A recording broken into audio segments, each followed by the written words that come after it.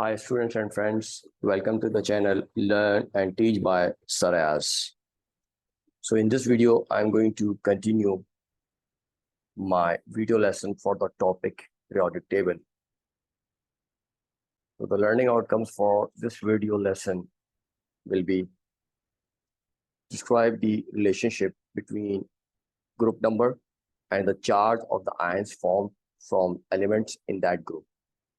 Explain similarities in the chemical properties of elements in the same group of the periodic table in terms of their electronic configuration. Explain how the position of an element in the periodic table can be used to predict its properties. Identify trends in groups, given information about the elements. So here's the periodic table. So first of all, we'll talk about the relationship between group number and the charge of the ions formed from elements in that group.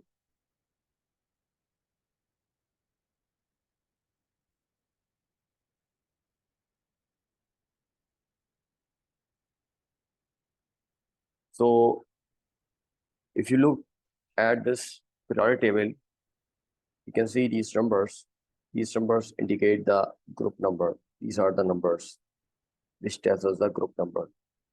1, 2, 3, 4, 5, 6, 7, 8. Now excluding group number 8, all these group shows or carries a charge. How we are going to predict the charge of the ion form? Group number 1, 2, and 3 are metals. And we know that from group 3 and onwards, there is a staircase line. This is a staircase line that starts between boron and aluminium. It will go like this. This is staircase line. What does this staircase line indicate? Below the staircase line, we have metals.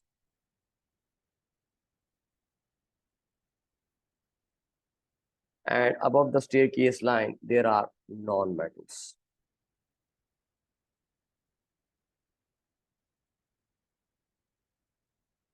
So for the metals,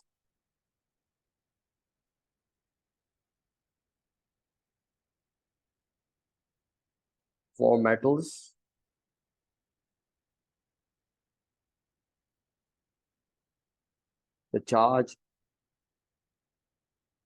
on the ion will be equal to the number of electrons metal is going to lose during bonding.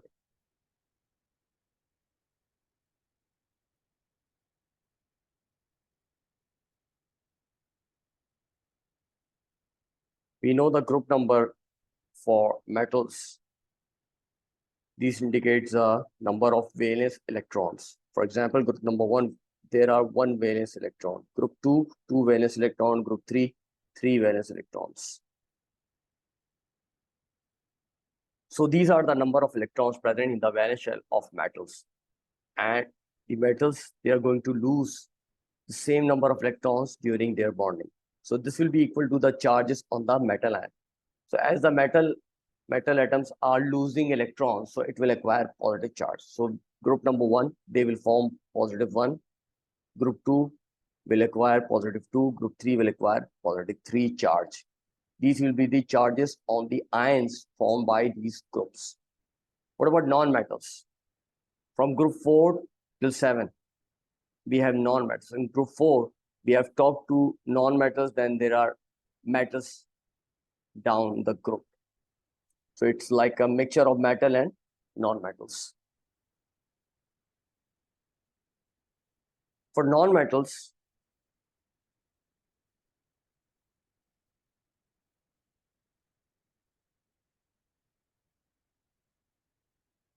charge on the ion will be equal to the number of electrons and atom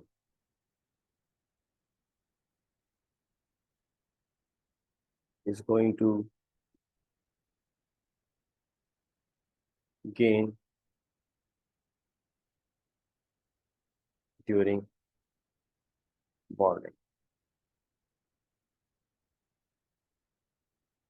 So how are you going to predict the number of electrons these non-metals are going to gain during bonding? It's very simple. What you have to do, you have to subtract the 8 from their group numbers. The group numbers indicate the number of valence electrons. So for group 5,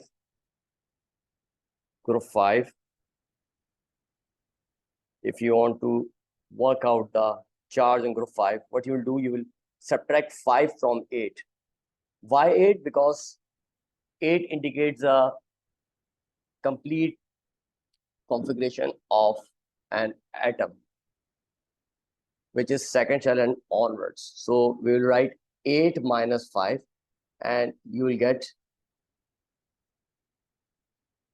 sorry, there's a correction here.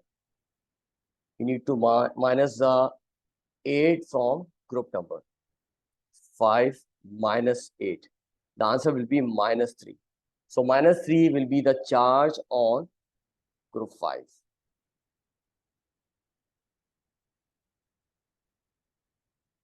Minus 3. For group 6,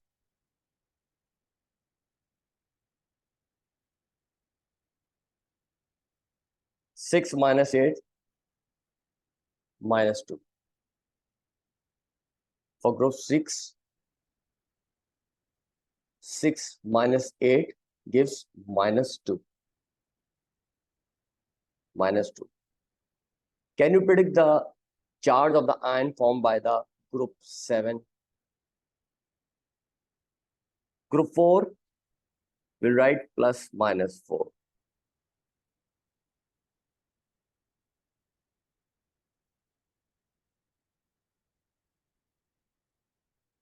Explain similarities in the chemical properties of elements in the same group of the periodic table in terms of their electronic configuration.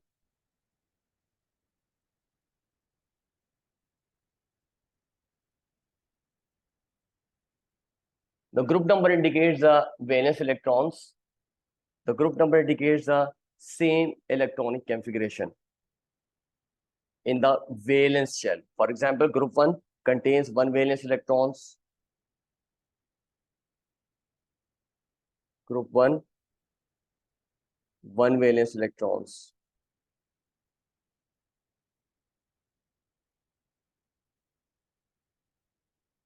Group 2, 2 valence electrons. Group 3, 3 valence electrons. Group 4, 4 valence electrons. Group 5, 5 valence electrons. So all the group members, meaning that elements present in the same group, have same number of valence electrons. Same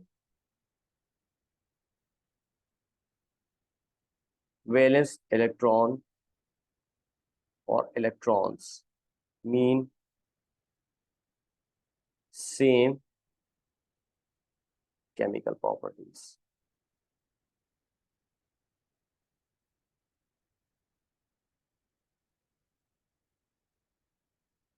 So the elements present in the same group behaves in a similar manner in chemical properties because of the same number of electrons in the valence electrons. For example, group number 1, they all are highly reactive metals.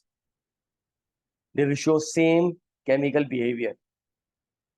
When we are reacting group number 1 with oxygen, they all form oxide with the formula M2O.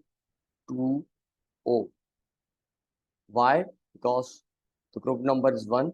So the valency of the group number 1 metal will be +1. Oxygen belongs to group 6. As I have just discussed, the valency of group 6 will be -2.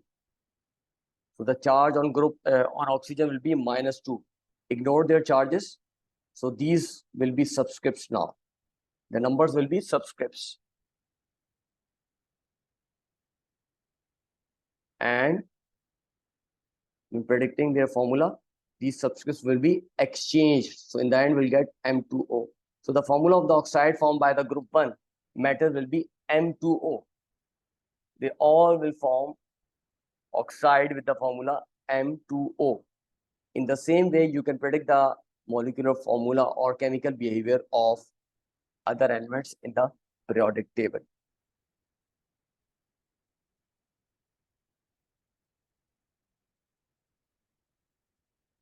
Explain how the position of an element in the periodic table can be used to predict its property.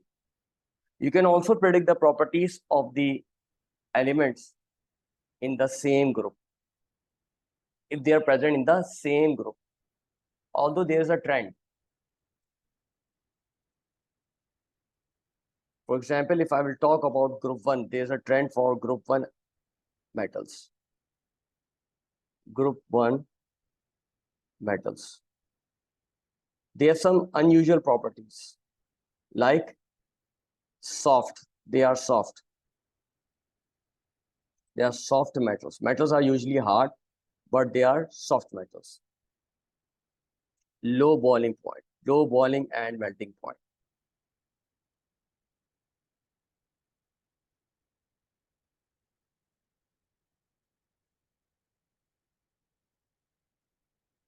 They have low density.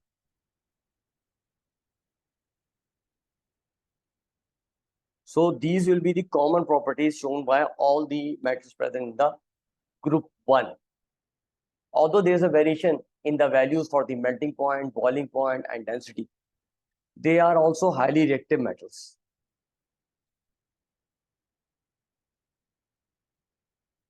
They are highly reactive metals. That is, when they are exposed to air, they will react with everything: oxygen, water, producing oxides, hydroxides, etc. In the same way, you can predict the properties of other elements if they are present in the same group. Now here is a past paper question. Chromium is a transition element. Sodium is an element in group 1 of the periodic table. Explain how both chromium and sodium conduct electricity. Let's see the position of sodium and chromium in the periodic table. Sodium is present in group 1, which means it's a metal. And where is chromium? Chromium is in the middle of the periodic table, which means it's also below staircase line. So both of these are metals. So now you can answer easily for this question. As both of these are metals, so both of these conduct electricity due to the presence of delocalized electron. Due to delocalized electrons. Delocalized means mobile, free. They have free electrons which can move around. It helps in the conduction of electricity or current. Here's another past paper question. Group 2 elements show the same trends as group 1 elements. Which statement about elements in group 2 is correct? First of all, I am writing the trend for group 1 because then this will help you in answering these questions. So the trends in group 1, these are the trend in group 1. Trends in group 1. And remember, it's down the group.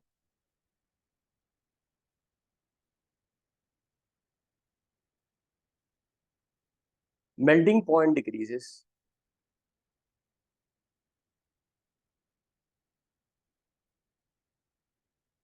Density increases.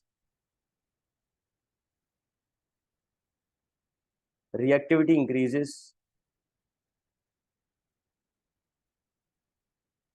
You can say softness increases or hardness decreases. hardness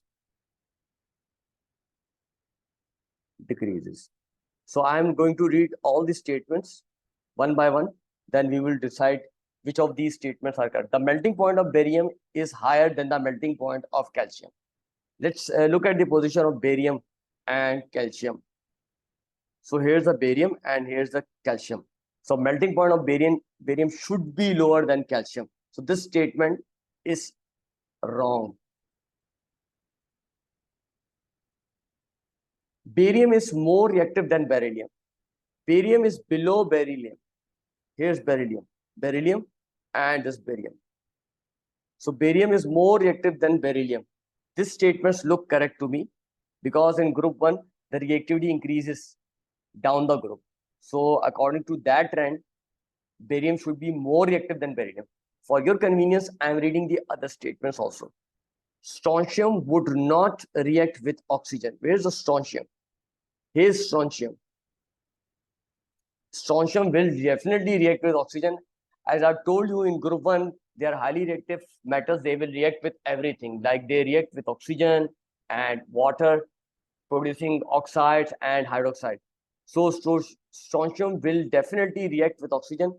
This statement is incorrect. Magnesium is more dense than barium. What about the density in group 1?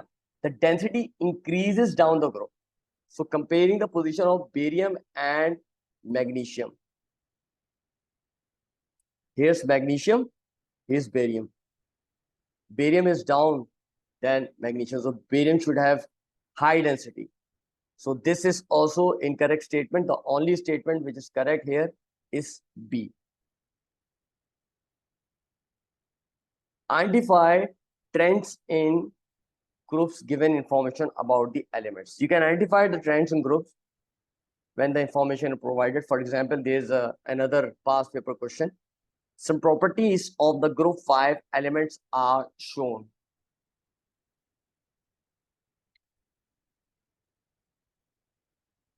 So we have element, electrical conductivity of solid, melting point in centigrade, boiling point in centigrade.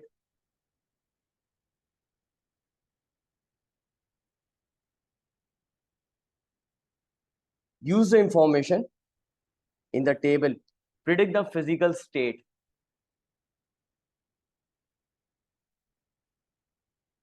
of nitrogen at minus 200 degrees centigrade. Explain your answer.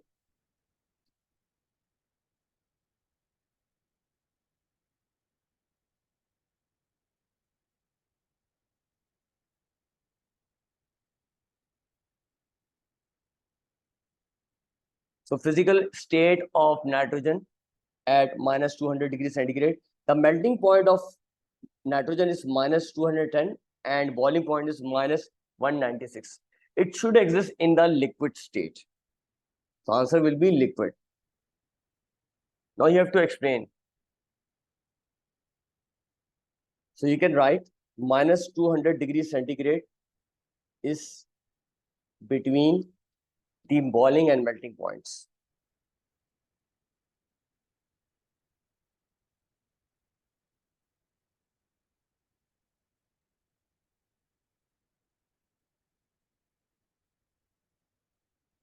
Here is another part of this question. Predict the melting point of arsenic. How you're going to predict the melting point of arsenic? If you look at the melting points of nitrogen and phosphorus, what is the difference? The melting point of nitrogen is minus 210 and phosphorus it's 44. So what I will do? I will add up these two and see the difference between these two. Difference these two will be plus 210, 44. What will I get? I will get 254. 254.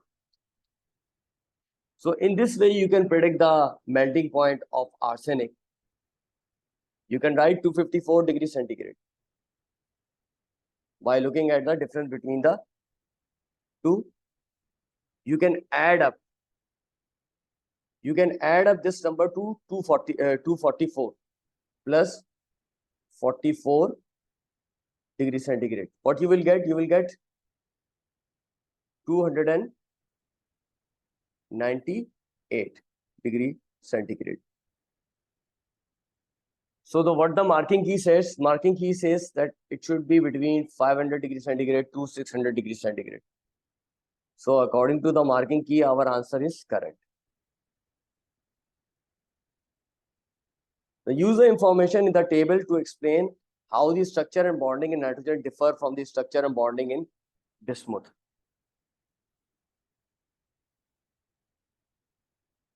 Now, if you look at the melting point of bismuth and nitrogen, there's a big difference. The melting point and boiling point both are higher. Nitrogen is a non-metal, bismuth is a metal. If you look at the position of bismuth, where is this bismuth? I'm showing the staircase line also for your convenience.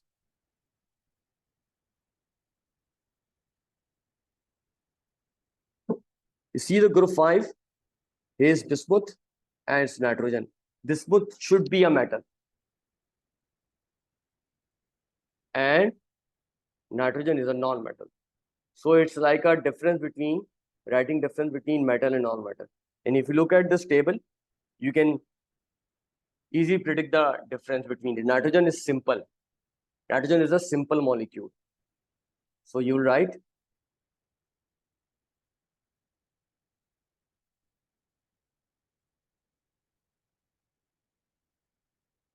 nitrogen is a simple molecule. What about bismuth? You can say bismuth has a metallic structure.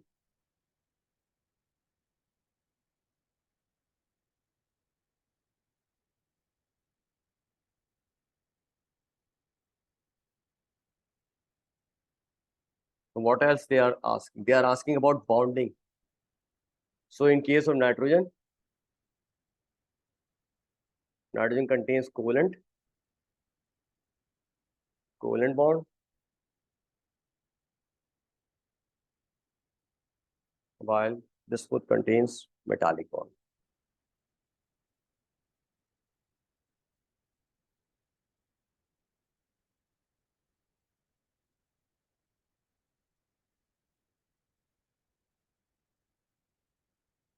Thanks for watching. Press like and share my videos. For more videos, subscribe to my channel and press the bell icon.